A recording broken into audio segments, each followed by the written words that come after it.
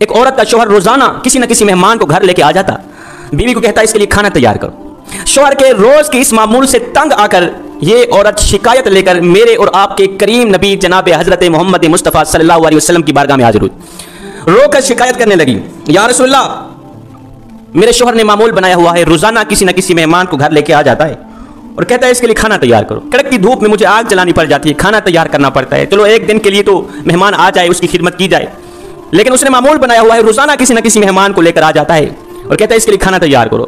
میں تو آگ جلا جلا کے خود جل گئی، آقا میں یہ تکلیف برداشت نہیں کر سکتی، میں یہ دکھ برداشت نہیں کر سکتی، یا رسول اللہ آپ کے دروازے پر آئی ہوں، آپ مجھے کوئی ایسا طریقہ بتائیں جس کو اپناتے ہوئے میں آپ کے فرمان پر عمل کروں، آپ کے طریقے پر عمل کروں، میرے شوہر کے اندر جو یہ عادت ہے روزانہ کسی نہ کسی مہمان کو لے کر آ جاتا ہے یہ عادت ختم ہو جائے۔ میرے کریم نبی خاموش ہو کے اس عورت کی بات سنتے رہے، میرے نبی نے کوئی جواب نہ دیا، عورت کہتی رہی سناتی رہی، میرے نبی خاموش رہے، میرے نبی نے کچھ بھی نہیں کہا۔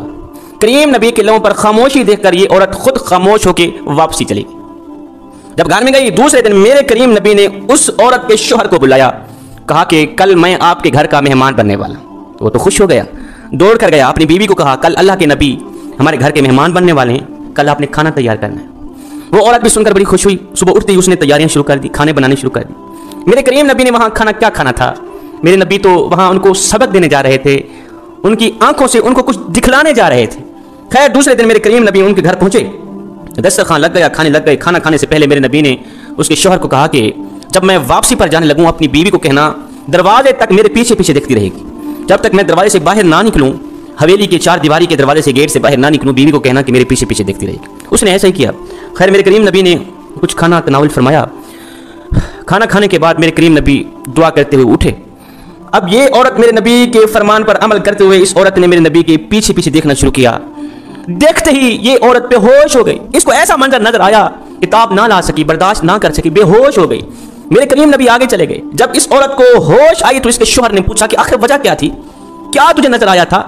مجھے تو کچھ بھی نظر نہیں آیا، تجھے کون سی ایسی چیزیں نظر آئی کہ تو دیکھ کر بے ہوش ہو گئی؟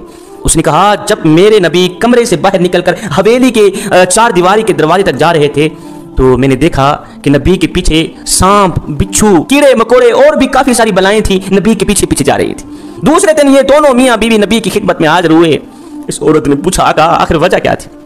میرے نبی نے فرمایا میں صرف تمہیں دکھلانے کے لیے گیا تھا کہ مہمان جو گھر میں آتا ہے ایک تو وہ اپنا رزق ساتھ لے کر آتا ہے، وہ تمہارا کچھ بھی نہیں کھا کے جاتا، وہ اپنا رزق ساتھ لے کر آتا ہے۔ دوسری بات یہ ہے کہ جب وہ جاتا ہے تمہاری بلاؤں کو بھی ساتھ لے کے جاتا ہے، تمہارے گناہوں کو بھی ساتھ لے کے جاتا ہے، تمہارے اوپر جو مصیبتیں ہوتی ہیں یا آنے والی ہوتی ہیں ان تمام چیزوں کو ساتھ لے کے جاتا ہے۔ حضرت مولانا جلال الدین رومی رحمۃ اللہ تعالی علیہ یہاں پر فرماتے ہیں اللہ رسول کی رضا کے لیے مخلوق کے خدا کی خدمت، مخلوق کے خدا کو مہمانی دینا، ان کی مہمان نوازی کرنا، یہ عمل گناہوں کو اس طرح کھاتا ہے جس طرح آگ لکڑیوں کو کھاتی ہے، اس سے بندے کے گناہ جھڑتے ہیں۔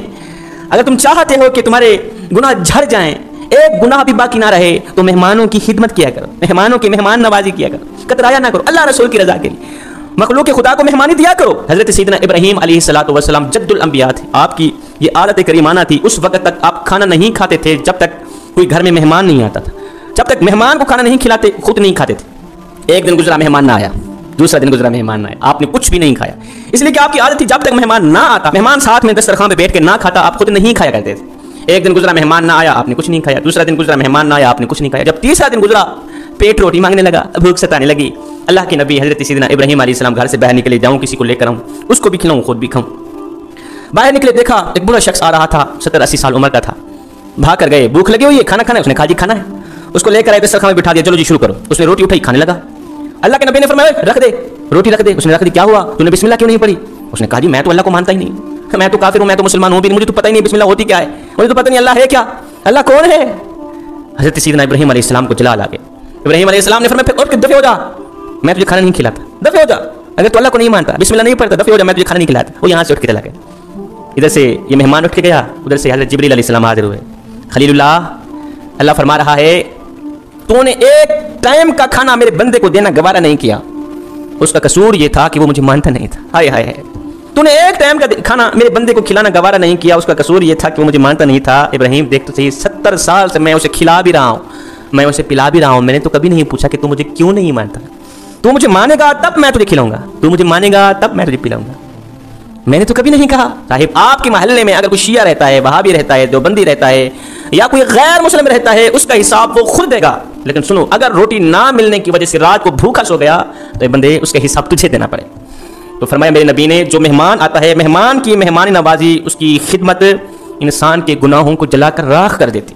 अगर तुम चाहते हो कि आने वाली बलाएं जलकर राख हो जाएं, आने वाली आफात व बलियात से तुम महफूज रहो, तो मेहमानों की मेहमान नवाजी अल्लाह रसूल की रज़ा के लिए खुले दिल से